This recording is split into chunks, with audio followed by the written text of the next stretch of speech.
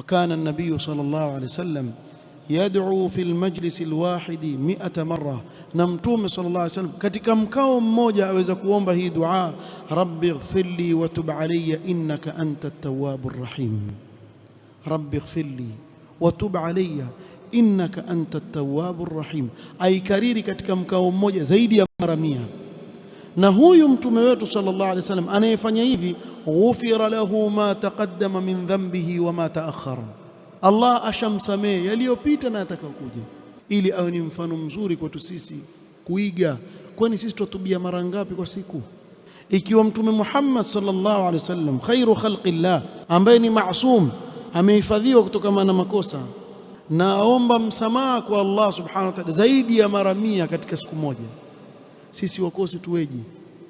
Qala sallallahu alaihi wasallam, lallahu ashaddu farahan bitawbati ahadikum min ahadikum bidhallatihi idha wajadaha. Rawahu Muslim.